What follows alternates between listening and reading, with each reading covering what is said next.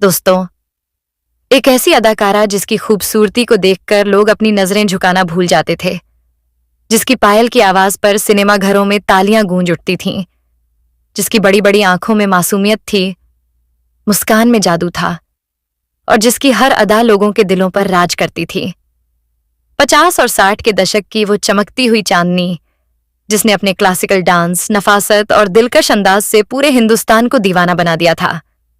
जब वो पर्दे पर आती थीं, तो लोग सिर्फ फिल्म नहीं देखते थे, बल्कि उनकी एक झलक पाने के लिए सांसें रोक लेते थे। और सच मानिए, उनकी जुल्फें उड़ती थीं तो लाखों दिल बेकाबू हो जाते थे। खुद दिलीप कुमार साहब भी उनकी खूबसूरती की तारीफ करते हुए कहा करते थे, जब चेहरे इतने हसीन हों तो नजरों का फिसलना तय है। लेकिन दोस्तों, क्या आप जानते हैं कि यही बेमिसाल खूबसूरती उनके जीवन का सबसे बड़ा अभिशाप बन गई थी? जिस चेहरे पर दुनिया मरती थी, उसी चेहरे के पीछे छिपे थे दर्द, अकेलापन और अधूरी मोहब्बत के ऐसे जख्म जिन्हें वो जिंदगी भर छुपाती रहीं। आखिर कौन थी वो अभिनेत्री? कैसे उनकी खूबसूरती ही उनकी सबसे बड़ी दुश्मन बन गई? और क्यों उनकी जिंदगी का अंत फिल्मों की चमक से बिल्कुल अलग और दर्दनाक रहा? क्या आप यकीन करेंगे कि दो सुपरस्टार ने इनका भरपूर फायदा उठाया और बाद में इन्हें इस्तेमाल करके छोड़ दिया? क्यों इस मशहूर अदाकारा पर पति को खरीदकर उनसे शादी करने के आरोप लगे? क्यों उन्होंने अपने चमकते हुए करियर को अचानक छोड़ दिया? जानेंगे और भी बहुत कुछ, इसलिए बने रहिएगा हमारे साथ। दोस्तों, आज हम बात कर रहे हैं भारतीय सिनेमा की महान अदाकारा वैजयंतीमाला की। वैजयंतीमाला का जन्म 13 अगस्त 1933 को चेन्नई में रहने वाले एक अयंगर ब्राह्मण परिवार में हुआ था। इनके पिता का नाम एम.डी. रमन और मां का नाम वसुंधरा देवी था। इनकी मां भी अपने जमाने की दिग्गज अदाकारा और नृत्यांगना रह चुकी थीं। वह 1940 के दशक की प्रसिद्ध तमिल अभिनेत्री थीं। क्योंकि उनकी मां एक प्रख्यात अभिनेत्री थीं और अक्सर काम में व्यस्त रहती थीं, इसलिए वैजयंतीमाला की परवरिश उनकी नानी यादगिरी देवी ने की थी। नानी ने वैजयंती को छोटी उम्र से नृत्य सिखाना शुरू कर दिया था। वैजयंती की कमर सीधी रहे, इसलिए उनकी नानी उन्हें बिस्तर की जगह हमेशा एक चटाई पर सुलाया करती थीं। अच्छा ठीक है, समझ गया। छोटी उम्र से ही वैजयंती की नृत्य शिक्षा शुरू कर दी गई थी। अपने मां के नक्शे कदम पर चलकर वैजयंतीमाला भी हीरोइन बनने का ख्वाब देखने लगी थी। वैजयंतीमाला ने अपनी शुरुआती पढ़ाई Sacred Heart Higher Secondary School, Church Park, Madras से पूरी की। पढ़ाई के साथ साथ वैजयंती भरतनाट्यम की शिक्षा भी ले रही थी। वैजयंती महज 4 साल की ही थी जब साल 1940 में अपने माता पिता के साथ यह इटली की राजधानी रोम गई और वहां सर्वोच्च ईसाई धर्मगुरु पोप के सामने इन्होंने भरतनाट्यम की एक प्रस्तुति दी थी। 15 साल की उम्र तक वैजयंती भरतनाट्यम में पारंगत हो चुकी थी। भरतनाट्यम के अलावा कर्नाटिक संगीत में भी वैजयंती ने दक्षता हासिल की थी।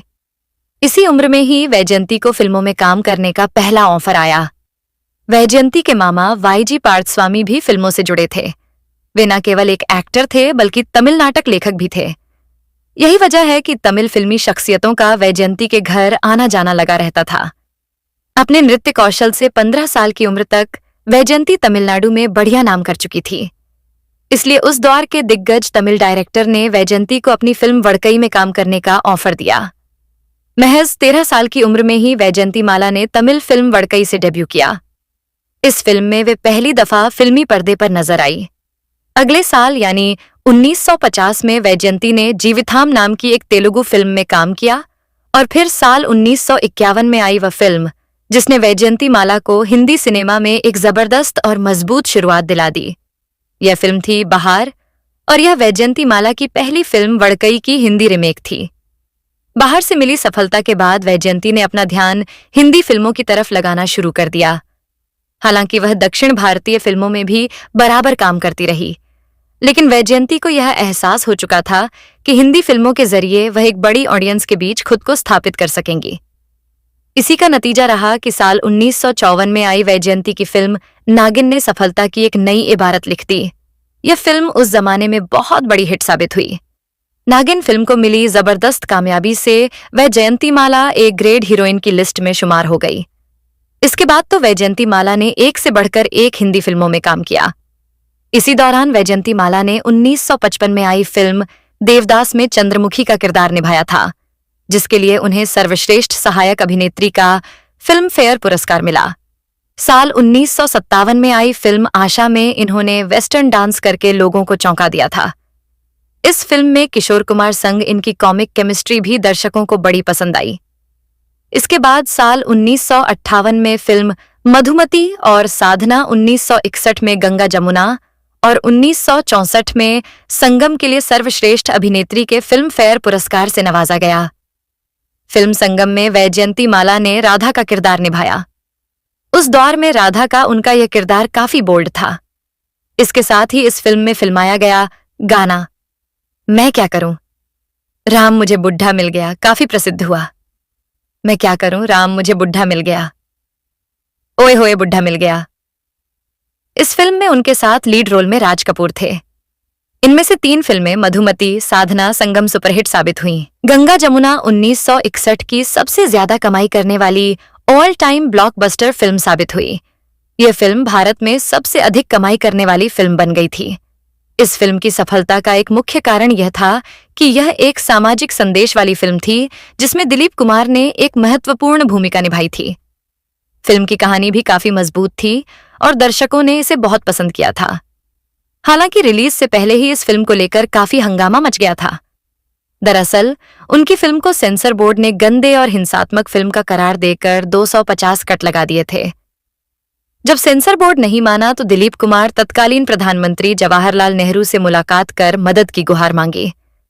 दोनों के बीच 15 मिनट तक की मीटिंग हुई, तब जाकर दिलीप कुमार की यह फिल्म रिलीज हो पाई थी। इसके बाद उनकी कुछ लोकप्रिय फिल्में देखने को मिली, जिसमें सूरज, प्रिंस, आम्रपाली संघर्ष, जेवल थीफ, साथी, लीडर, पैगाम जैसी कई हिट फिल्मों में अपने अभिनय का लोहा मनवाया। 1966 में आई सूरज मूवी सुपरहिट थी। यह उस साल की दूसरी सबसे अधिक कमाई करने वाली फिल्म बनी। यह फिल्म राजेंद्र कुमार की आखिरी बॉक्स ऑफिस हिट फिल्मों में से एक थी। फिल्म में राजेंद्र कुमार और वैजयंती माला मुख्य भूमिकाओं में थे। फिल्म के गीत बहारों, फूल बरसाओ देश भर में धूम मचा दी थी। यह गीत आज भी आइकॉनिक माना जाता है। यह गाना इतना लोकप्रिय हुआ था कि उस दौर में लंबे समय तक टॉप पर बना रहा। 1968 में दिलीप कुमार के साथ आई इनकी फिल्म संघर्ष के लिए इन्हें Bengali film journalist association award दिया गया था। वहीं 1969 में रिलीज हुई फिल्म प्रिंस में वैजयंती माला का अभिनय हिट रहा। फिल्म का संगीत भी काफी लोकप्रिय हुआ और बदन पर सितारे लपेटे हुए और मुकाबला हमसे ना करो जैसे गीत हिट हुए थे। इस फिल्म में उनके हीरो शम्मी कपूर थे। वैजयंती माला ने अपने करियर में दिलीप कुमार, राज कपूर, देवानंद, राजेंद्र कुमार, सुनील दत्त जैसे कई बड़े बड़े कलाकारों के साथ काम किया है। हालांकि उनकी जोड़ी राजेंद्र कुमार के साथ खूब बनी। दोनों साथ में कई हिट फिल्में भी दी। वैजयंती माला पहली ऐसी दक्षिण की हीरोइन थी जिन्हें अपने डायलॉग्स डब नहीं करने पड़े थे। उन्होंने हिंदी में डायलॉग्स बोलने के लिए हिंदी भी सीखी थी। एक्ट्रेस की आखिरी फिल्म 1970 में आई गमार थी, जिसमें उन्होंने राजेंद्र कुमार के साथ काम किया था। ये फिल्म 1970 में काफी लोकप्रिय फिल्म थी और इसे हिट माना जाता है। फिल्म का संगीत भी नौशाद ने दिया था, जिसने फिल्म को और भी लोकप्रिय बना दिया था। यह उनके करियर की आखिरी फिल्म थी। फिल्मों को अलविदा कहने के बाद वैजयंती माला ने अपने राजनीतिक करियर की शुरुआत की। वैजयंती माला ने पॉलिटिक्स में भी काफी नाम कमाया। पंडित जवाहरलाल नेहरू जी से वैजयंती माला की बढ़िया जान पहचान थी। इसके बाद इंदिरा गांधी से भी वैजयंती माला के संबंध बेहद मधुर थे। इंदिरा गांधी के सपोर्ट से ही वैजयंती माला ने साल 1984 में साउथ चेन्नई सीट से कांग्रेस के टिकट पर चुनाव लड़ा और सांसद बनी। 1989 में एक बार फिर वैजयंती माला इसी सीट से सांसद बनी। साल 1993 में कांग्रेस ने वैजयंती माला को राज्यसभा भेजा, लेकिन 1999 में वैजयंती माला का कांग्रेस से मोह भंग हो गया और उन्होंने कांग्रेस से इस्तीफा देकर भाजपा की सदस्यता ले ली। इन दिनों अपनी बढ़ती उम्र के चलते वैजयंती माला ने खुद को पॉलिटिक्स से दूर कर लिया है। अब बात करते हैं इनके अफेयर्स और निजी जिंदगी के बारे में। अभिनेता दिलीप कुमार के साथ उनकी जोड़ी काफी लोकप्रिय रही थी। उन्होंने दिलीप कुमार के साथ मधुमती, नया दौर, पैगाम, लीडर और संघर्ष जैसी हिट फिल्में की। इसी दौरान दिलीप कुमार और उनके अफेयर की चर्चा हुई। एक वक्त था जब दिलीप कुमार वैजयंती माला के इश्क में दीवाने थे। फिल्म जानकारों की माने तो 1961 में रिलीज हुई फिल्म गंगा जमुना में काम करने के दौरान दोनों के बीच नजदीकियां बढ़ने लगी थीं। यह वह समय था जब दिलीप कुमार की जिंदगी से मधुबाला का टिकट कट चुका था। मतलब दिलीप कुमार और मधुबाला का ब्रेकअप हो गया था। वहीं दूसरी ओर वैजयंती माला भी दिलीप कुमार से दिलो जान से प्यार करती थी। लेकिन इसी बीच वैजयंती माला को एक फिल्म का ऑफर आया। उस फिल्म का नाम था संगम। इस फिल्म में राज कपूर, राजेंद्र कुमार मुख्य भूमिका में दिखाई दिए थे। उस समय राज कपूर एक जाना माना नाम बन चुका था और हीरोइनें इनके साथ काम के लिए मरती थीं। जब वैजयंती माला को पहली बार राज कपूर के साथ काम करने का मौका मिला तो वे तुरंत इस फिल्म का हिस्सा बन गई। इस फिल्म में काम करने के दौरान राज कपूर और वैजयंती माला एक दूसरे के करीब आ गए। उस समय राज कपूर पहले से शादीशुदा थे और बच्चों के पिता भी थे। लेकिन वैजयंती माला की खूबसूरती पर राज कपूर का दिल फिसल गया। वहीं उस समय वैजयंती दिलीप कुमार के प्यार में गिरफ्त थी। लेकिन जैसे ही वैजयंती माला को राज कपूर का साथ मिला तो उन्होंने दिलीप कुमार से दूरी बनानी शुरू कर दी। राज कपूर की वजह से दिलीप कुमार और वैजयंती माला का परवान चढ़ता प्यार कांच के टुकड़ों की तरह बिखर गया। वैजयंती माला से अलग होने के बाद सायरा बानो ने दिलीप कुमार के दिल की खिड़की खटखटाई। उस दौरान दिलीप कुमार 44 साल के थे और सायरा बानो 22 साल की थी। मोहब्बत में मद्दोश इस जोड़े ने एक दूसरे का साथ ऐसा थामा कि मौत ही उन्हें अलग कर पाई। वहीं दूसरी ओर राज कपूर और वैजयंती माला के अफेयर की खबरें मीडिया से उछलती हुई। राज कपूर की पत्नी कृष्णा कपूर के कानों से जाकर टकरा गई। जब यह बात राज कपूर की पत्नी को पता चली तो कृष्णा कपूर घर छोड़कर चली गई और करीब 4.5 महीने मुंबई के नटराज होटल में रही थी। वैजयंती माला से इश्क फरमाने के चक्कर में राज कपूर की पत्नी कृष्णा कपूर ने उनकी जमकर फटकार लगाई थी। यहां तक कि वैजयंती माला संग उनके अफेयर के कारण उनका परिवार टूटने की कगार पर पहुंच गया था। फिल्म जानकारों की माने तो जब राज कपूर अपनी पत्नी और बच्चों से नटराज होटल मिलने पहुंचे तो उनकी पत्नी ने उन्हें धमकी दे डाली कि अगर वैजयंती माला के साथ लिव इन में रहेंगे तो वे उन्हें तलाक दे देंगी। राज कपूर के काफी मनाने के बाद कृष्णा कपूर ने अपने पति राज कपूर के सामने एक शर्त रखी कि वह फिर कभी वैजयंती माला के साथ काम नहीं करेंगे और न ही वैजयंती से कोई रिश्ता रखेंगे। कृष्णा कपूर की इस शर्त के सामने राज कपूर की एक न चली और उन्होंने अपनी पत्नी की शर्त मान ली। अपनी पत्नी की कही गई बात राज कपूर की खोपड़ी में सेट हो गई। अच्छा, राज कपूर नहीं चाहते थे कि वैजयंती माला के कारण उनका परिवार उनसे दूर हो जाए। जब राज कपूर की पत्नी ने उनके रिश्ते पर उंगली उठाई तो राज कपूर ने वादा किया कि वह वैजयंती के साथ काम नहीं करेंगे। इसके बाद ना तो कभी राज कपूर ने वैजयंती माला के साथ काम किया और ना ही इनकी मोहब्बत दोबारा कायम हो सकी। राज कपूर की पत्नी कृष्णा कपूर की वजह से यह रिश्ता ज्यादा दिनों तक टिक नहीं पाया और दोनों एक दूसरे से अलग हो गए। राज कपूर ने वैजयंती माला का भरपूर फायदा उठाया और बाद में उसे इस्तेमाल करके छोड़ दिया। फिल्म संगम के बाद वैजयंती माला और राज कपूर की जोड़ी हमेशा हमेशा के लिए टूट गई। राज कपूर के बेटे ऋषि कपूर ने अपनी बायोग्राफी खुल्लम खुल्ला में अपने पिता राज कपूर और वैजयंती माला के अफेयर और काले कारनामों का अध्याय खोल दिया था। ऋषि कपूर ने बताया कि पिता और एक्ट्रेस के अफेयर के समय उनकी मां घर छोड़कर चली गई थी। मुझे याद है कि जब पापा वैजयंती माला के साथ जुड़े हुए थे उस दौरान मैं अपनी मां के साथ मरीन ड्राइव पर नटराज होटल में गया था। राज कपूर से दूर होने के बाद वैजयंती अपनी फिल्मों में व्यस्त हो गई और इसी बीच उन्हें निमोनिया हो गया था। हुआ कुछ ऐसा था, एक दफा वैजयंती कश्मीर में डल झील पर किसी फिल्म की शूटिंग कर रही थी। एक सीन के दौरान वैजयंती माला डल झील में गिर पड़ी और बीमार पड़ गई। उन्हें तत्काल मुंबई लाया गया। इत्तेफाक से वैजयंती माला का इलाज डॉक्टर चमनलाल बाली ही कर रहे थे। चमनलाल बाली राज कपूर के पर्सनल फिजिशियन थे। इलाज के दौरान वैजयंती माला और डॉक्टर चमनलाल बाली की दोस्ती हुई और फिर दोस्ती प्यार में बदल गई। कहने का मतलब है कि पहली नजर में दोनों एक दूसरे को पसंद करने लगे थे। लेकिन उस समय डॉक्टर चमनलाल पहले से ही शादीशुदा थे। पहली शादी से उनके 3 बेटे भी थे। हालांकि शादीशुदा होने के बावजूद चमनलाल वैजयंती माला की खूबसूरती पर अपना दिल हार बैठे। बताते हैं कि डॉक्टर साहब की पहली पत्नी ने उन्हें तलाक देने के लिए भारी भरकम रकम की डिमांड रख डाली। उन्होंने यह बात वैजयंती माला को बताई और कहा, इतने पैसे देना उनके बस की बात नहीं है। तब एक्ट्रेस ने खुद पैसे चुकाने की पेशकश कर डाली और अफवाहों के मुताबिक एलुमिनी की वह राशि एक्ट्रेस ने खुद ही चुकाई। तलाक के बाद एक्ट्रेस ने अपनी शादी धूमधाम से की। शादी में तमाम फिल्मी हस्तियों को बुलावा दिया गया, लेकिन राज कपूर को इस शादी से दूर रखा। वैजयंती माला और डॉक्टर चमनलाल बाली ने साल 1968 में शादी कर ली। इस तरह वैजयंती माला बन गई वैजयंती बाली। इस शादी के बाद वैजयंती माला ने एक बच्चे को जन्म दिया, जिसका नाम उन्होंने सुचिंद्र बाली रखा। सुचिंद्र बाली भी एक एक्टर हैं। हिंदी सिनेमा में उन्हें कामयाबी नहीं मिल पाई। वैजयंती माला पर उस समय दुखों का पहाड़ टूट पड़ा जब साल 1986 में उनके पति डॉक्टर चमनलाल बाली दुनिया छोड़कर चले गए। वैजयंती माला की उम्र अब 91 साल की हो चुकी है।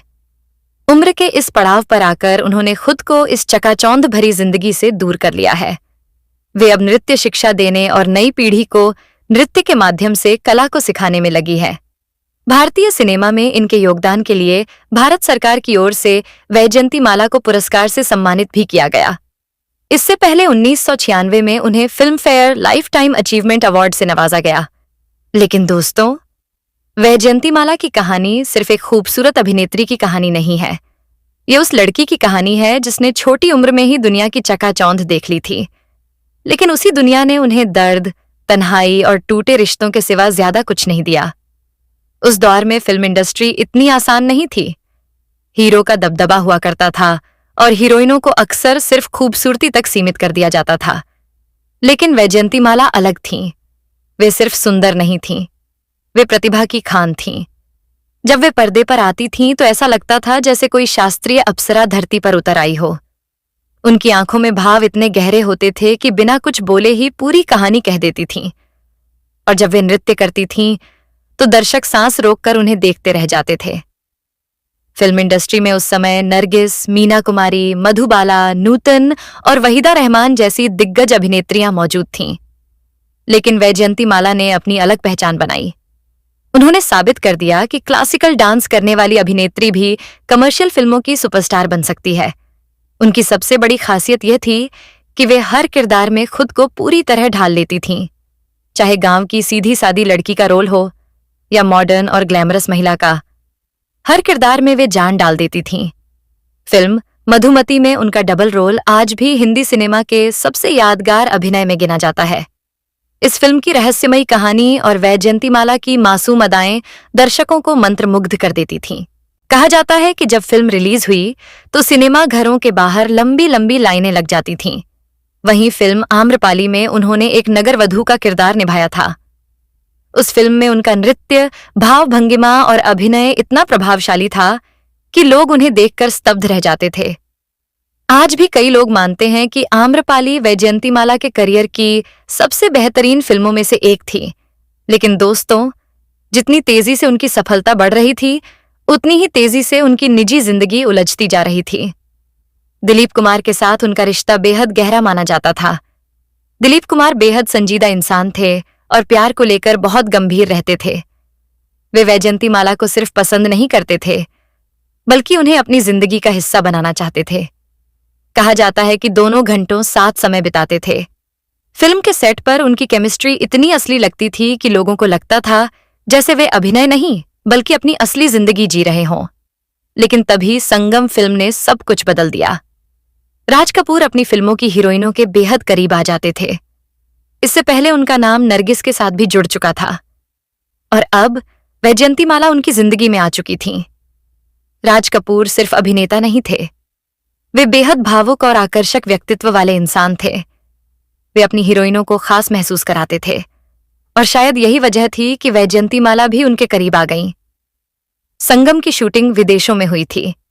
लंबा समय साथ बिताने के दौरान दोनों के बीच नजदीकियां बढ़ती चली गईं। जब ये खबरें मीडिया में आने लगीं तो पूरे कपूर परिवार में तनाव पैदा हो गया। उस समय राज कपूर 4 बच्चों के पिता थे। उनकी पत्नी कृष्णा कपूर इस रिश्ते से पूरी तरह टूट चुकी थीं। कहा जाता है कि कृष्णा कपूर ने साफ शब्दों में कह दिया था कि अगर राज कपूर ने वैजयंती माला का साथ नहीं छोड़ा तो वे हमेशा के लिए उनसे अलग हो जाएंगी। राज कपूर एक तरफ अपने प्यार में थे और दूसरी तरफ अपना परिवार टूटता देख रहे थे। आखिरकार उन्होंने परिवार चुना और यही वह पल था जब वैजयंती माला का दिल दूसरी बार टूटा। लोग कहते हैं कि इसके बाद वैजयंतीमाला अंदर से काफी बदल गई थीं। वे पहले जैसी खुशमिजाज नहीं रहीं। उन्होंने खुद को काम में डुबो दिया। उधर दिलीप कुमार भी इस पूरे घटनाक्रम से बेहद आहत हुए थे, क्योंकि वे वैजयंतीमाला को लेकर बहुत गंभीर थे। कुछ फिल्मी पत्रिकाओं में तो यहां तक लिखा गया कि दिलीप कुमार इस रिश्ते के टूटने के बाद काफी समय तक भावनात्मक रूप से परेशान रहे। इसके बाद उनकी जिंदगी में आई सायरा बानो। सायरा बानो बचपन से ही दिलीप कुमार की दीवानी थीं और आखिरकार दोनों ने शादी कर ली। लेकिन वैजयंतीमाला की जिंदगी में स्थिरता अभी भी नहीं आई थी। एक तरफ फिल्में, दूसरी तरफ विवाद और तीसरी तरफ समाज की बातें। उस दौर में किसी अभिनेत्री का शादीशुदा पुरुष से रिश्ता होना बहुत बड़ा मुद्दा बन जाता था। लोग अभिनेत्री को ही दोषी मानते थे। जब डॉक्टर चमनलाल बाली से उनके रिश्ते की खबर सामने आई तो लोगों ने उन्हें खूब खरी खोटी सुनाई। पत्रिकाओं में उनके खिलाफ तरह तरह की बातें लिखी गईं। लेकिन वैजयंतीमाला ने कभी खुलकर सफाई नहीं दी। शायद वे समझ चुकी थीं कि इस दुनिया में लोगों को सच से ज्यादा मसालेदार कहानियां पसंद आती हैं। शादी के बाद उन्होंने फिल्मों से दूरी बना ली। हालांकि उनके चाहने वाले चाहते थे कि वे फिल्मों में बनी रहें, लेकिन वैजयंतीमाला अब एक शांत जिंदगी चाहती थीं। उन्होंने अपने बेटे सुचिंद्र बाली की परवरिश पर ध्यान दिया, लेकिन यहां भी किस्मत ने उनका साथ नहीं दिया। उनका बेटा फिल्मों में वैसी सफलता हासिल नहीं कर पाया जैसी उन्होंने की थी। फिर 1986 में पति की मौत ने उन्हें पूरी तरह अकेला कर दिया। कहा जाता है कि पति के जाने के बाद वैजयंतीमाला लंबे समय तक गहरे दुख में रहीं। उन्होंने खुद को सार्वजनिक जीवन से काफी हद तक दूर कर लिया, लेकिन उन्होंने हार नहीं मानी। उन्होंने अपनी पूरी ऊर्जा नृत्य और संस्कृति को समर्पित कर दी। वे देश विदेश में भरतनाट्यम की प्रस्तुतियां देने लगीं और नई पीढ़ी को भारतीय शास्त्रीय नृत्य सिखाने लगीं। दोस्तों, आज जब हम पुरानी फिल्मों को देखते हैं तो एहसास होता है कि उस दौर की अभिनेत्रियां सिर्फ ग्लैमर नहीं थीं, वे अभिनय की यूनिवर्सिटी थीं और वैजयंतीमाला उनमें सबसे अलग थीं। उनकी मुस्कान में मासूमियत थी, आंखों में गहराई थी और नृत्य में ऐसी दिव्यता थी कि लोग उन्हें देखते ही रह जाते थे। उन्होंने हिंदी सिनेमा को सिर्फ हिट फिल्में नहीं दीं, बल्कि भारतीय संस्कृति और शास्त्रीय नृत्य को भी नई पहचान दी। आज भी जब बहारों फूल बरसाओ, होठों पे ऐसी बात, मैं क्या करूं राम, उड़े जब जब जुल्फें तेरी जैसे गाने बजते हैं तो लोगों की आंखों के सामने वैजयंतीमाला का वही खूबसूरत चेहरा घूम जाता है। एक ऐसा चेहरा जिसे दुनिया ने प्यार भी दिया और दर्द भी। एक ऐसी अभिनेत्री जिसने शोहरत की बुलंदियां भी देखीं और मोहब्बत का बिखरना भी, लेकिन फिर भी उन्होंने कभी अपनी गरिमा नहीं खोई। यही बात उन्हें बाकी अभिनेत्रियों से अलग बनाती है। दोस्तों, वैजयंतीमाला की जिंदगी जितनी चमकदार पर्दे पर दिखाई देती थी, असल जिंदगी उतनी ही अकेली और संघर्षों से भरी हुई थी। लाखों लोग उनकी एक झलक पाने के लिए बेताब रहते थे, लेकिन शायद ही कोई समझ पाया कि इस मुस्कुराते चेहरे के पीछे कितना दर्द छिपा हुआ था। उस दौर में जब हीरोइनों को सिर्फ सजावट की चीज समझा जाता था, तब वैजयंतीमाला ने अपनी मेहनत और प्रतिभा से खुद को सबसे अलग साबित किया। वे सिर्फ खूबसूरत नहीं थीं, बल्कि बेहद अनुशासित और आत्मसम्मान वाली महिला थीं। फिल्म इंडस्ट्री में लोग कहते थे कि वैजयंतीमाला कभी भी शूटिंग पर लेट नहीं पहुंचती थीं। उन्हें अपने काम से इतना प्यार था कि वे घंटों रिहर्सल किया करती थीं। खासकर नृत्य के दृश्यों के लिए वे कई कई दिन अभ्यास करती थीं। उनकी माँ और नानी ने बचपन से ही उन्हें सिखाया था कि कलाकार की सबसे बड़ी पहचान उसका अनुशासन होता है, और शायद यही वजह थी कि वे इतनी बड़ी स्टार बनने के बावजूद जमीन से जुड़ी रहीं। लेकिन दोस्तों, जहां सफलता होती है वहां जलन भी होती है। फिल्म इंडस्ट्री में कई लोग उनकी बढ़ती लोकप्रियता से परेशान रहने लगे थे। कुछ अभिनेत्रियों को लगता था कि वैजयंतीमाला हर बड़ी फिल्म उनसे छीन लेती है, क्योंकि निर्माता निर्देशक जानते थे कि अगर फिल्म में वैजयंतीमाला है तो दर्शक खुद ब खुद सिनेमा घर तक चले आएंगे। उनकी खूबसूरती ऐसी थी कि कैमरा उनसे नजरें नहीं हटा पाता था, और उनका डांस ऐसा कि बड़े बड़े अभिनेता भी उनके सामने फीके पड़ जाते थे। फिल्म संगम में तो कई लोगों का मानना था कि राज कपूर और राजेंद्र कुमार जैसे बड़े सितारे होने के बावजूद सबसे ज्यादा चर्चा वैजयंतीमाला की ही हुई थी। उनकी स्क्रीन प्रेजेंस इतनी दमदार थी कि दर्शकों की नजरें उन्हीं पर टिक जाती थीं। लेकिन यही बात कई लोगों को खटकने लगी थी। उस दौर में फिल्म इंडस्ट्री पुरुष प्रधान थी। अगर कोई अभिनेत्री ज्यादा सफल हो जाती तो उसके खिलाफ अफवाहें उड़ाई जाने लगती थीं। और वैजयंती माला भी इससे बच नहीं पाई। कभी उनके अफेयर की खबरें उड़ाई गईं, कभी उनके व्यवहार को लेकर बातें बनाई गईं, तो कभी उनकी खूबसूरती को ही उनकी सफलता का कारण बताया गया। लेकिन सच्चाई यह थी कि वैजयंती माला जितनी सुंदर थीं, उससे कहीं ज्यादा प्रतिभाशाली थीं। फिल्म गंगा जमुना इसका सबसे बड़ा उदाहरण थी। इस फिल्म में गांव की साधारण लड़की का किरदार निभाने के लिए उन्होंने अपने बोलने का तरीका तक बदल दिया था। उनकी बोली, हाव भाव और मासूमियत इतनी असली लगती थी कि दर्शक भूल गए कि वे एक सुपरस्टार अभिनेत्री को देख रहे हैं। कहा जाता है कि दिलीप कुमार उनके अभिनय से इतने प्रभावित हुए थे कि उन्होंने खुद कई जगह उनकी तारीफ की थी। दिलीप कुमार बेहद परफेक्शनिस्ट अभिनेता माने जाते थे और वे हर किसी की आसानी से तारीफ नहीं करते थे। लेकिन वैजयंती माला के लिए उनके मन में खास सम्मान था। दोनों की जोड़ी पर्दे पर आग लगा देती थी। नया दौर, गंगा जमुना, पैगाम, संघर्ष जैसी फिल्मों में दोनों की केमिस्ट्री लोगों को बेहद पसंद आई। लेकिन दोस्तों, कई बार सबसे खूबसूरत रिश्ते ही सबसे ज्यादा दर्द देते हैं। दिलीप कुमार और वैजयंती माला का रिश्ता भी ऐसा ही था। कहा जाता है कि दोनों एक दूसरे को लेकर काफी गंभीर थे। लेकिन जब राज कपूर उनकी जिंदगी में आए तो हालात बदलने लगे। राज कपूर बेहद भावुक इंसान थे। वे अपनी फिल्मों में सिर्फ अभिनय नहीं करते थे, बल्कि अपने किरदारों को जीते थे। जब वे वैजयंती माला के करीब आए तो उन्हें लगा कि शायद उन्हें फिर से वही प्यार मिल गया है जो कभी नरगिस के साथ महसूस हुआ था। लेकिन यह रिश्ता जितनी तेजी से बना, उतनी ही तेजी से टूट भी गया। राज कपूर परिवार और प्यार के बीच फंस चुके थे। एक तरफ उनकी पत्नी कृष्णा कपूर थी और दूसरी तरफ वैजयंती माला। कहा जाता है कि कृष्णा कपूर ने अपने बच्चों की खातिर बहुत कुछ सहा, लेकिन जब बात हद से आगे बढ़ने लगी तब उन्होंने सख्त कदम उठाया। राज कपूर के सामने परिवार टूटने का डर था और आखिरकार उन्होंने वैजयंती माला से दूरी बना ली। इस घटना ने वैजयंती माला को अंदर तक झकझोर दिया था, क्योंकि यह पहली बार नहीं था जब उनकी मोहब्बत अधूरी रह गई थी। कुछ लोग तो यहां तक कहते हैं कि इसके बाद वैजयंती माला ने अपने दिल के चारों तरफ एक दीवार खड़ी कर ली थी। वे पहले की तरह खुलकर किसी पर भरोसा नहीं कर पाती थीं। शायद यही वजह थी कि उन्होंने धीरे धीरे फिल्मों से दूरी बनानी शुरू कर दी। हालांकि उस समय भी वे इंडस्ट्री की सबसे बड़ी स्टार्स में गिनी जाती थीं। निर्माता उनके घर के बाहर लाइन लगाकर खड़े रहते थे, लेकिन अब उनका मन इस चमकती दुनिया से भर चुका था। उन्हें एहसास हो गया था कि फिल्मी दुनिया की दोस्ती और प्यार अक्सर जरूरत के हिसाब से बदल जाते हैं। फिर उनकी जिंदगी में आए डॉक्टर चमन लाल बाली। डॉक्टर साहब पढ़े लिखे, समझदार और शांत स्वभाव के इंसान थे। वैजयंती माला को उनके साथ सुकून महसूस होता था, लेकिन यह रिश्ता भी आसान नहीं था, क्योंकि डॉक्टर साहब पहले से शादीशुदा थे।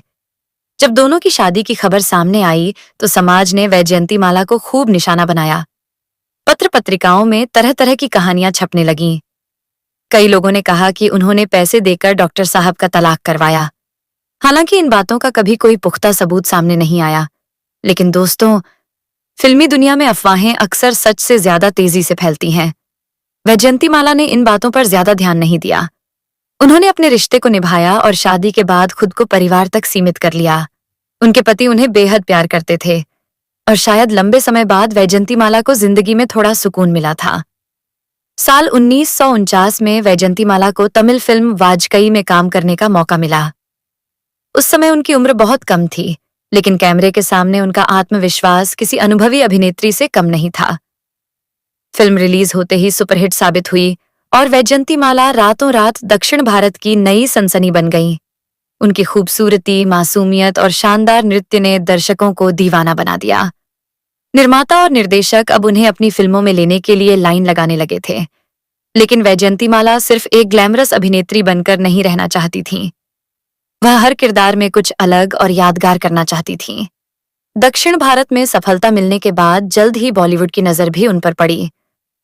उस दौर में हिंदी सिनेमा में मधुबाला, नरगिस और मीना कुमारी जैसी दिग्गज अभिनेत्रियों का दबदबा था। ऐसे समय में किसी नई अभिनेत्री के लिए अपनी पहचान बनाना आसान नहीं था, लेकिन वैजयंती माला में कुछ ऐसा खास था जो उन्हें बाकी सबसे अलग बनाता था। साल 1951 में उन्होंने हिंदी फिल्म बहार से बॉलीवुड में कदम रखा। हिंदी भाषा उनके लिए नई थी, लेकिन उन्होंने मेहनत और लगन से जल्द ही खुद को ढाल लिया। उनकी पहली ही हिंदी फिल्म सफल रही और लोग उनकी खूबसूरती के साथ साथ उनके अभिनय के भी दीवाने हो गए। इसके बाद तो जैसे हिट फिल्मों की लाइन लग गई। नागिन, देवदास, नया दौर, मधुमती, गंगा जमुना, संगम और ज्वेल थीफ जैसी फिल्मों ने उन्हें हिंदी सिनेमा की सबसे बड़ी अभिनेत्री बना दिया। फिल्म देवदास में उनके द्वारा निभाया गया चंद्रमुखी का किरदार आज भी भारतीय सिनेमा के सबसे यादगार किरदारों में गिना जाता है।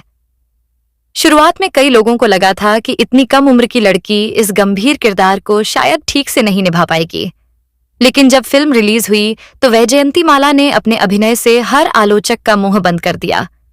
खुद दिलीप कुमार भी उनकी अभिनय क्षमता से बेहद प्रभावित थे। पर्दे पर दोनों की जोड़ी इतनी पसंद की जाने लगी कि लोग उनकी फिल्मों का बेसब्री से इंतजार करने लगे। नया दौर, गंगा जमुना और लीडर जैसी फिल्मों में दोनों की केमिस्ट्री ने दर्शकों का दिल जीत लिया। लेकिन दोस्तों, फिल्मों में साथ काम करते करते दोनों के रिश्तों को लेकर चर्चाएं भी शुरू हो गई थीं।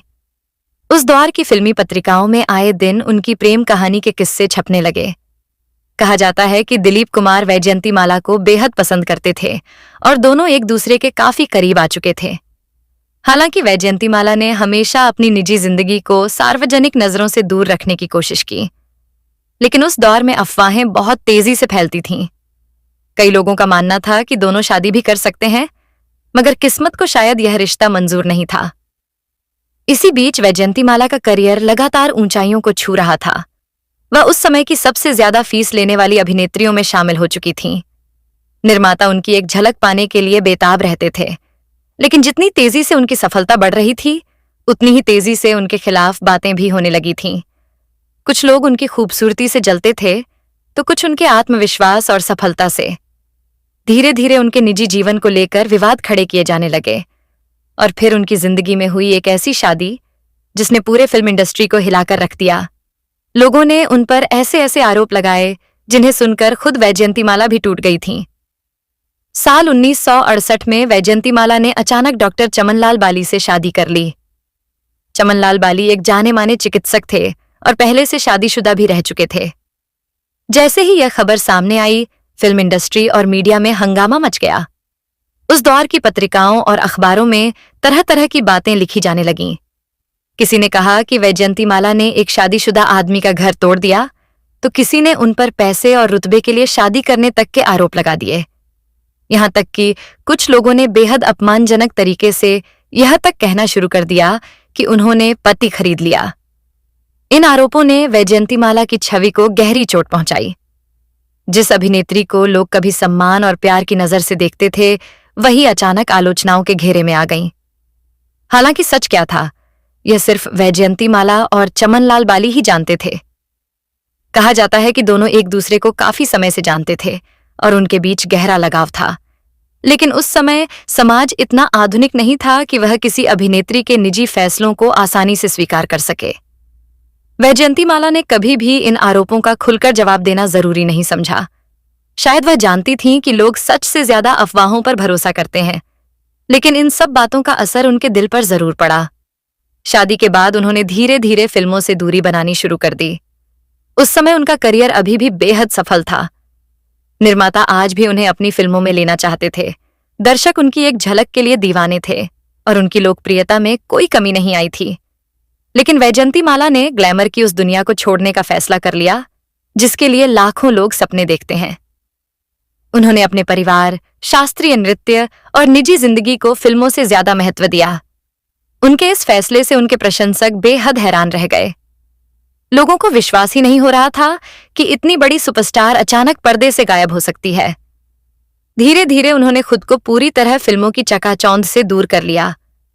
जहां एक समय उनके घर के बाहर निर्माता निर्देशकों की लाइन लगी रहती थी, वहीं अब वह शांत जिंदगी जीने लगी थीं। हालांकि फिल्मों से दूर होने के बावजूद वैजयंतीमाला ने अपनी सबसे बड़ी पहचान भरतनाट्यम को कभी नहीं छोड़ा। उन्होंने दुनिया भर में भारतीय शास्त्रीय नृत्य को नई पहचान दिलाई। उनके डांस कार्यक्रमों में आज भी हजारों लोग पहुंचते थे। वह सिर्फ एक अभिनेत्री नहीं थीं, बल्कि भारतीय संस्कृति और कला की प्रतीक बन चुकी थीं। उनकी हर प्रस्तुति में भारतीय परंपरा की झलक दिखाई देती थी। लेकिन दोस्तों, जिंदगी ने उनके लिए अभी और भी कठिन दौर संभाल कर रखे थे। शादी के कई साल बाद उनके पति चमनलाल बाली का निधन हो गया। इस घटना ने वैजयंतीमाला को अंदर से पूरी तरह तोड़ दिया। जिस महिला ने जिंदगी भर लोगों के सामने मुस्कुराकर प्रदर्शन किया, उसके भीतर कितना अकेलापन था, यह शायद बहुत कम लोग समझ पाए। फिल्म इंडस्ट्री की चमक दमक, लाखों चाहने वाले, बेशुमार दौलत और शोहरत, इन सब के बावजूद उनकी जिंदगी में कई ऐसे दर्द थे जिन्हें वह दुनिया से छुपाकर रखती रहीं। लेकिन एक बात आज भी सच है, वैजयंतीमाला सिर्फ एक अभिनेत्री नहीं थी, वह भारतीय सिनेमा का एक सुनहरा अध्याय थी। उनकी खूबसूरती, उनका नृत्य, उनकी अदाएं और उनकी मासूम मुस्कान आज भी लोगों के दिलों में जिंदा है। आज भी जब पुराने गाने टीवी पर चलते हैं और वैजयंतीमाला स्क्रीन पर नजर आती है, तो ऐसा लगता है जैसे भारतीय सिनेमा का सबसे खूबसूरत दौर फिर से लौट आया हो। दोस्तों, वैजयंतीमाला की जिंदगी जितनी बाहर से खूबसूरत दिखाई देती थी, अंदर से उतनी ही संघर्षों और भावनाओं से भरी हुई थी। वह उस दौर की अभिनेत्री थीं जब हीरोइनों को सिर्फ सुंदर चेहरा समझा जाता था, लेकिन वैजयंतीमाला ने अपने दमदार अभिनय और अद्भुत नृत्य कला से यह साबित कर दिया कि एक अभिनेत्री सिर्फ ग्लैमर का चेहरा नहीं, बल्कि पूरी फिल्म की जान भी हो सकती है। कहा जाता है कि वैजयंतीमाला अपने काम को लेकर बेहद अनुशासित थीं। वह सेट पर हमेशा समय से पहुंचती थीं और हर सीन की तैयारी पहले से करती थीं। उनके साथ काम करने वाले कई कलाकार कहते थे कि वह जितनी खूबसूरत थीं, उतनी ही मेहनती भी थीं। उनके डांस की खास बात यह थी कि उसमें सिर्फ तकनीक नहीं, बल्कि भावनाएं भी दिखाई देती थीं। जब वह स्क्रीन पर नृत्य करती थीं, तो ऐसा लगता था जैसे हर मुद्रा एक कहानी कह रही हो। यही वजह थी कि उन्हें क्लासिकल डांस की क्वीन कहा जाने लगा। फिल्म नागिन का उनका डांस हो या मधुमती की मासूम अदाएं, संगम की भावुक पत्नी हो या गंगा जमुना की गांव की लड़की, हर किरदार में उन्होंने खुद को पूरी तरह ढाल लिया था। फिल्म संगम के दौरान उनका नाम राज कपूर के साथ भी जोड़ा गया। उस समय ऐसी खबरें फैलने लगी थीं कि राज कपूर वैजयंतीमाला को बेहद पसंद करते हैं, लेकिन इन चर्चाओं ने कई विवाद भी पैदा कर दिए। कहा जाता है कि इन अफवाहों की वजह से राज कपूर और उनके परिवार के बीच भी तनाव बढ़ गया था। हालांकि वैजयंतीमाला ने कभी खुलकर इन बातों पर ज्यादा प्रतिक्रिया नहीं दी। वह हमेशा अपनी गरिमा बनाए रखती थीं। धीरे धीरे उन्हें एहसास होने लगा था कि फिल्म इंडस्ट्री में सफलता जितनी तेजी से मिलती है, उतनी ही तेजी से लोग आपकी निजी जिंदगी में दखल देने लगते हैं। शायद यही वजह थी कि उन्होंने खुद को इस चमक दमक से दूर करना बेहतर समझा। फिल्मों से दूर होने के बाद वैजयंतीमाला ने राजनीति में भी कदम रखा। वह भारतीय राष्ट्रीय कांग्रेस से जुड़ी और संसद सदस्य भी बनी। लोगों ने उन्हें सिर्फ अभिनेत्री के रूप में नहीं, बल्कि एक जिम्मेदार और समझदार महिला के रूप में भी देखा। लेकिन चाहे राजनीति हो या समाज सेवा, लोगों के दिलों में उनकी असली पहचान हमेशा एक महान कलाकार की ही रही। समय के साथ कई नई अभिनेत्रियां आईं, सिनेमा बदल गया, फिल्मों का अंदाज बदल गया, लेकिन वैजयंतीमाला जैसी शख्सियत दोबारा पैदा नहीं हुई। आज भी जब लोग भारतीय सिनेमा के स्वर्णिम दौर को याद करते हैं, तो वैजयंतीमाला का नाम सबसे पहले लिया जाता है, क्योंकि उन्होंने सिर्फ फिल्मों में अभिनय नहीं किया था, उन्होंने अपनी कला से एक पूरा युग बना दिया था। दोस्तों, चमकते हुए चेहरे के पीछे छिपे दर्द को बहुत कम लोग समझ पाते हैं। दुनिया जिस खूबसूरती की तारीफ करती है, कई बार वही खूबसूरती इंसान के लिए सबसे बड़ा बोझ बन जाती है। और शायद वैजयंतीमाला की जिंदगी भी इसी दर्द की कहानी थी। लेकिन तमाम विवादों, अफवाहों और मुश्किलों के बावजूद उन्होंने कभी अपनी गरिमा और संस्कारों को नहीं छोड़ा। यही बात उन्हें बाकी अभिनेत्रियों से अलग बनाती है। आज भी उनकी मुस्कान, उनकी आंखों की मासूमियत और उनका नृत्य लोगों के दिलों में जिंदा है और हमेशा रहेगा। दोस्तों, वैजयंतीमाला की जिंदगी का सबसे खास पहलू यह था कि उन्होंने कभी भी सफलता को अपने सिर पर चढ़ने नहीं दिया। जिस दौर में स्टार बनने के बाद कलाकारों का व्यवहार बदल जाता था, उस समय भी वैजयंतीमाला बेहद सादगी से रहती थीं। उनकी परवरिश पारंपरिक दक्षिण भारतीय संस्कारों में हुई थी और यही संस्कार उनके व्यक्तित्व में हमेशा दिखाई दिए। कहा जाता है कि फिल्मों की शूटिंग खत्म होने के बाद वह घंटों अपने नृत्य का अभ्यास करती थीं। उनके लिए भरतनाट्यम सिर्फ कला नहीं, बल्कि पूजा की तरह था। शायद यही वजह थी कि जब वह मंच पर उतरती थीं, तो दर्शक सिर्फ डांस नहीं देखते थे, बल्कि एक दिव्य अनुभव महसूस करते थे। उस दौर की कई अभिनेत्रियां पश्चिमी अंदाज अपनाने लगी थीं, लेकिन वैजयंतीमाला ने भारतीय संस्कृति और शास्त्रीय नृत्य को अपनी पहचान बनाए रखा। उन्होंने पूरी दुनिया को दिखाया कि भारतीय परंपरा भी उतनी ही आकर्षक और भव्य हो सकती है। विदेशों में भी उनके डांस कार्यक्रमों की भारी मांग रहने लगी। लंदन, अमेरिका, सिंगापुर और कई देशों में उन्होंने भारतीय शास्त्रीय नृत्य का प्रदर्शन किया। लोग उनकी कला देखकर मंत्रमुग्ध हो जाते थे। लेकिन दोस्तों, जितनी बड़ी उनकी सफलता थी, उतनी ही बड़ी उनकी तन्हाई भी थी। फिल्म इंडस्ट्री की चमकती दुनिया में बहुत कम लोग ऐसे होते हैं जिन पर सच्चा भरोसा किया जा सके। वैजयंतीमाला ने भी अपने जीवन में कई रिश्तों को टूटते हुए देखा। कहा जाता है कि फिल्मों से दूरी बनाने के बाद इंडस्ट्री के कई लोगों ने उनसे संपर्क करना भी कम कर दिया। जो लोग कभी उनके आसपास घूमते थे, वही धीरे धीरे गायब हो गए। यही फिल्मी दुनिया का सबसे कड़वा सच है। यहाँ इंसान से ज्यादा उसकी सफलता को प्यार किया जाता है। हालांकि वैजयंतीमाला ने कभी शिकायत नहीं की। उन्होंने खुद को आध्यात्म और नृत्य में व्यस्त कर लिया। वह मंदिरों में समय बिताती थीं, धार्मिक कार्यक्रमों में शामिल होती थीं और अपने कला जीवन को नई दिशा देने में जुट गईं। उनके चाहने वालों की संख्या आज भी करोड़ों में है। सोशल मीडिया के इस दौर में भी लोग उनके पुराने गाने और डांस वीडियो देखकर उनकी तारीफ करते नहीं थकते। नई पीढ़ी भी उनकी खूबसूरती और अदाओं की दीवानी है। जब भी पुराने बॉलीवुड की सबसे खूबसूरत अभिनेत्रियों की बात होती है, तो मधुबाला, मीना कुमारी और वैजयंतीमाला का नाम सबसे ऊपर लिया जाता है। लेकिन वैजयंतीमाला की खास बात यह थी कि उन्होंने खूबसूरती के साथ साथ नृत्य और अभिनय तीनों में महारत हासिल की थी। उनके चेहरे की मासूमियत इतनी अलग थी कि कैमरा भी मानो उनसे प्यार करने लगता था। बड़ी बड़ी आंखें, माथे पर बिंदी, साड़ी में शालीन अंदाज और मुस्कुराते हुए चेहरे ने उन्हें भारतीय नारी की आदर्श छवि बना दिया था। लेकिन दोस्तों, शायद ही किसी ने सोचा होगा कि इतनी सफल और सम्मानित अभिनेत्री को भी अपनी निजी जिंदगी में इतने विवाद और दर्द झेलने पड़ेंगे।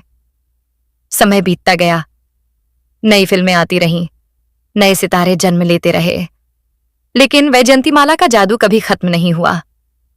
आज भी जब होठों पे ऐसी बात, मैं क्या करूं राम मुझे बुढ़ा मिल गया, या उड़े जब जब जुल्फें तेरी जैसे गाने बजते हैं, तो लोगों की आंखों के सामने सबसे पहले वैजयंतीमाला की वही दिलकश मुस्कान उभर आती है। उनकी जिंदगी हमें यह भी सिखाती है कि शोहरत हमेशा खुशी नहीं देती। कभी कभी दुनिया जिन लोगों को सबसे ज्यादा खुश और सफल समझती है, वही अंदर से सबसे ज्यादा अकेले होते हैं। लेकिन तमाम मुश्किलों के बावजूद वैजयंतीमाला ने अपनी पहचान कभी खोने नहीं दी।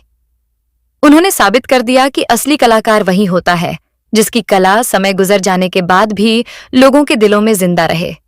और शायद यही वजह है कि आज इतने दशकों बाद भी वैजयंतीमाला सिर्फ एक नाम नहीं, बल्कि भारतीय सिनेमा की एक अमर विरासत बन चुकी है।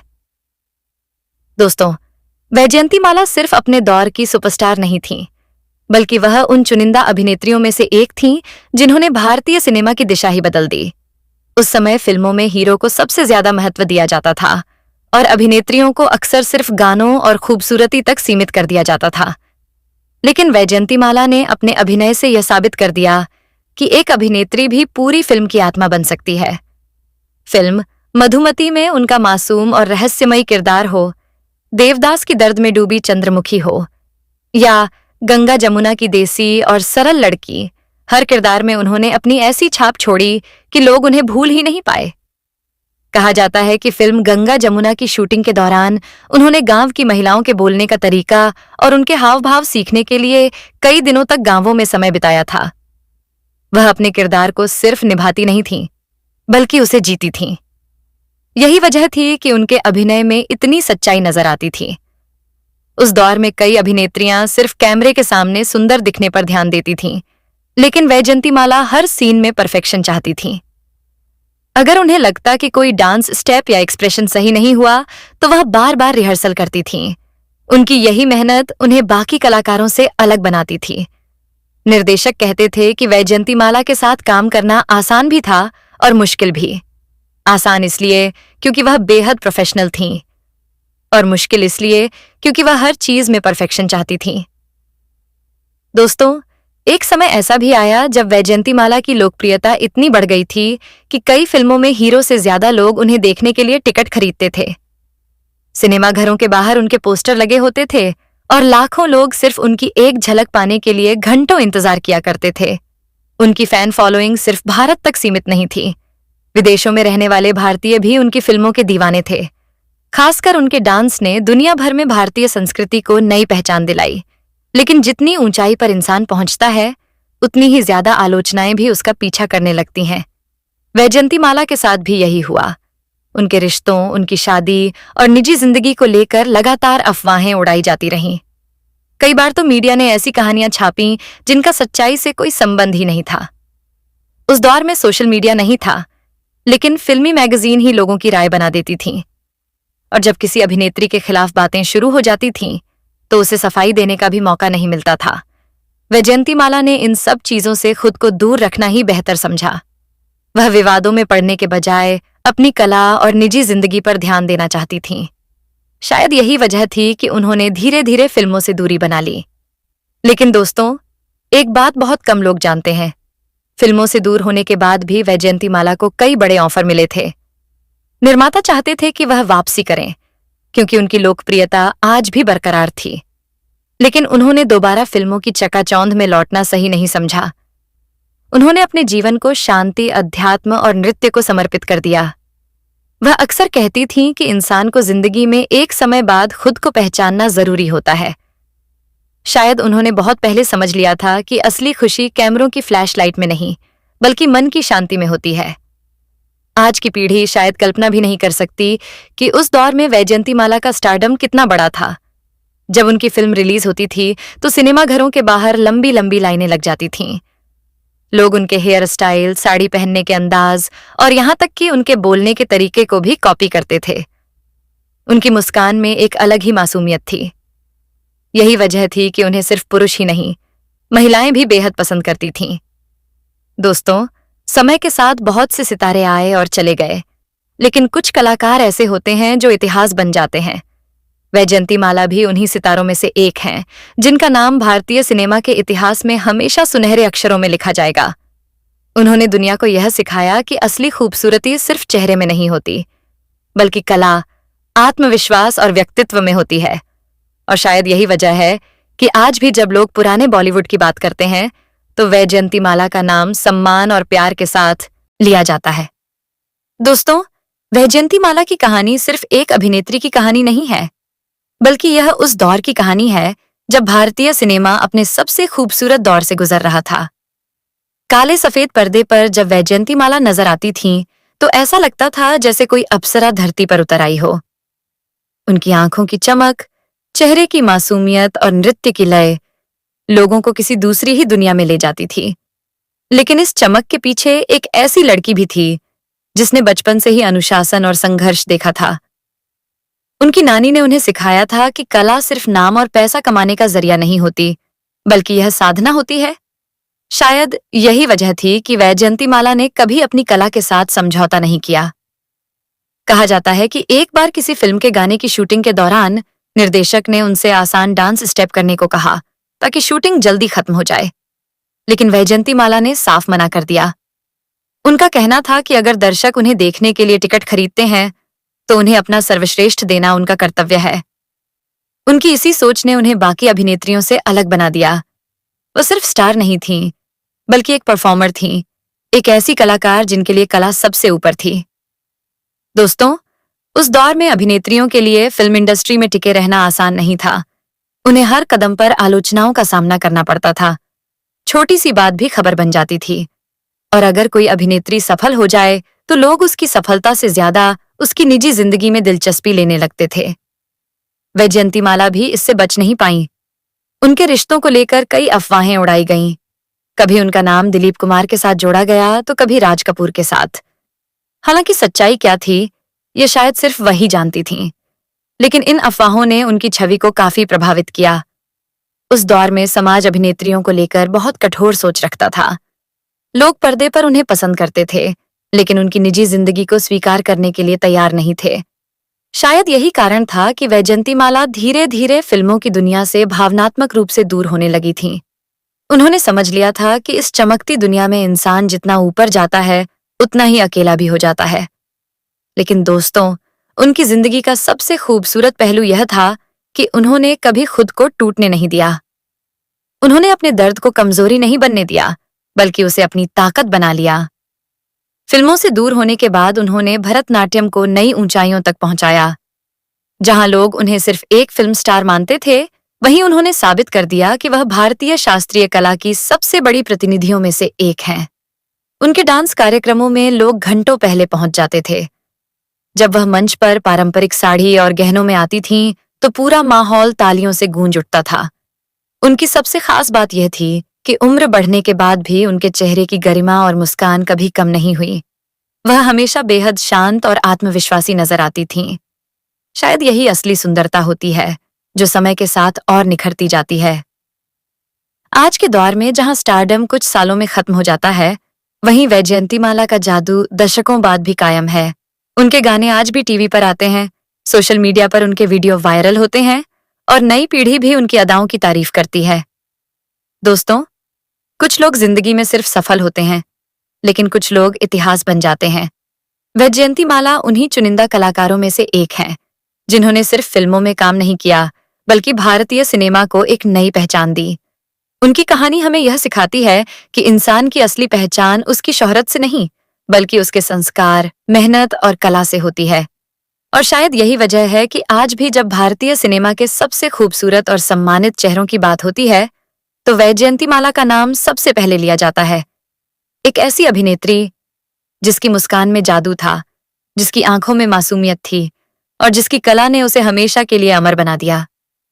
दोस्तों, वैजयंतीमाला के बारे में एक बात सबसे ज्यादा कही जाती थी कि वह जितनी बड़ी स्टार थीं, उतनी ही रहस्यमयी भी थीं।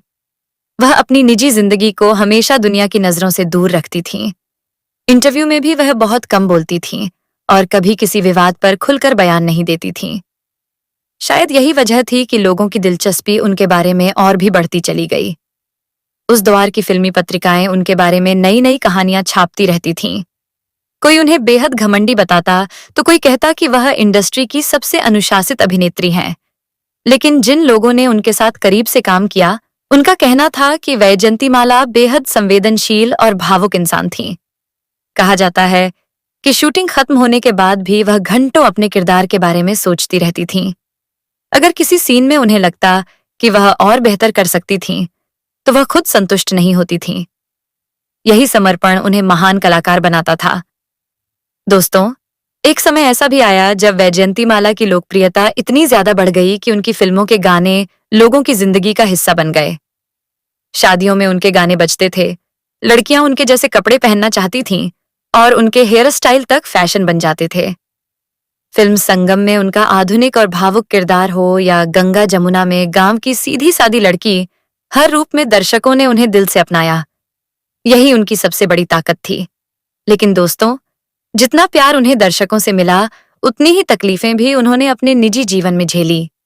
जब उन्होंने शादी का फैसला लिया, तब लोगों ने उनकी भावनाओं को समझने के बजाय उन पर आरोप लगाने शुरू कर दिए।